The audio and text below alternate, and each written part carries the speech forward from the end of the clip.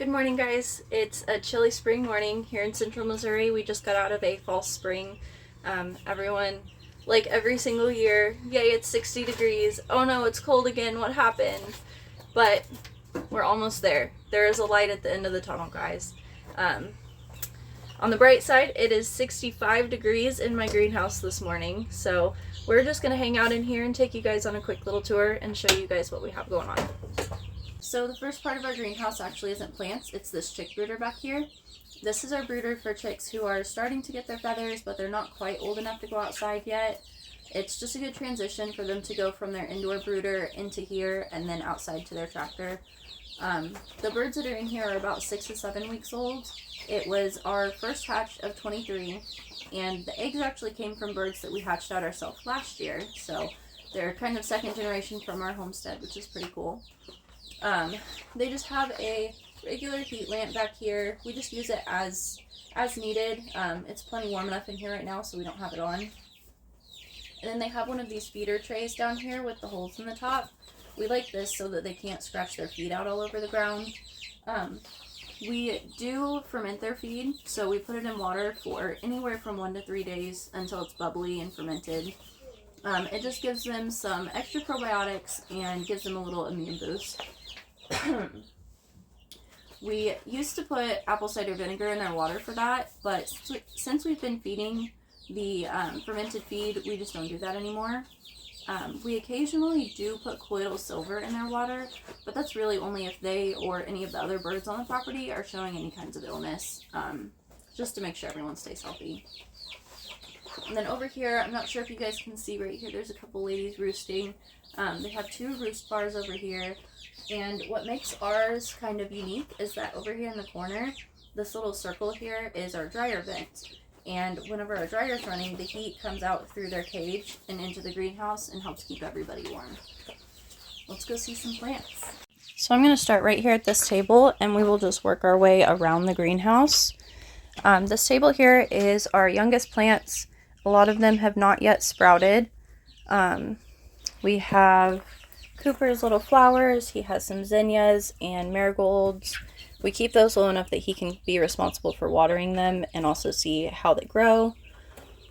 There's a tray of herbs here.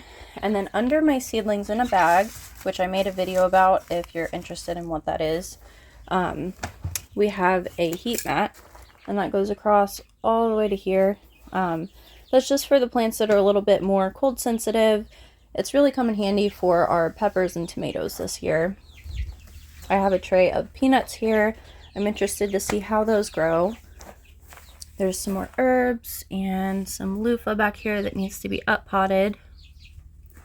And my project for today is actually to up pot these leggy tomatoes. They're leggy but healthy, so I think that they'll be fine.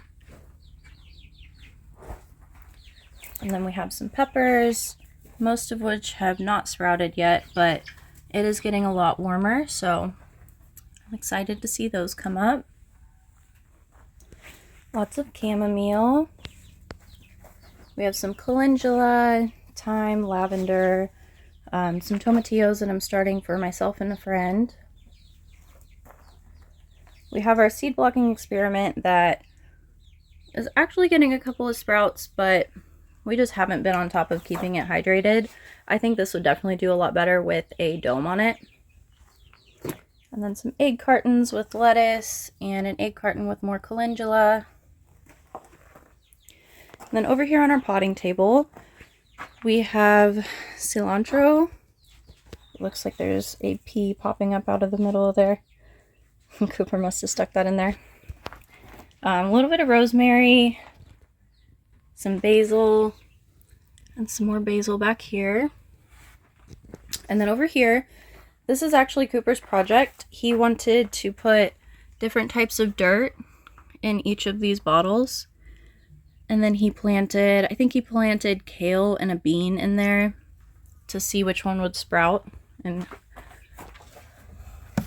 that's a pretty cool little experiment.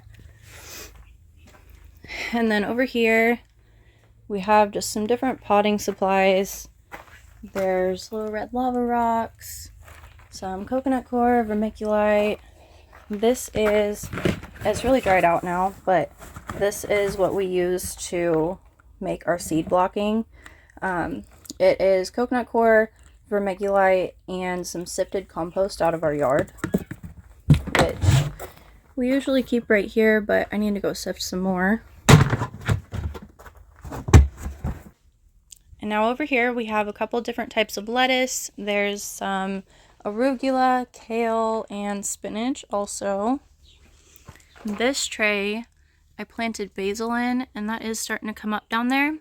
But Cooper stuck peas in the side, and those are doing really well. This one is already reaching. These do have to grow on a trellis. They need the support of a trellis. So we'll be planting them on an arch trellis that leads into our strawberry patch, because peas and strawberries are also companion plants. And down here, we have our bigger potted plants that just weren't quite ready to go outside yet. There are 4 lilacs in the back here. My grandma had lilacs in her backyard, and it's just the smell of childhood to me. And then here we have some blueberries, a few raspberries, and a couple of grapes as well. And that's just the boys' favorite food, so growing out of necessity. Up here we have a new shelf that I put in. It's a little bit wonky, but it works.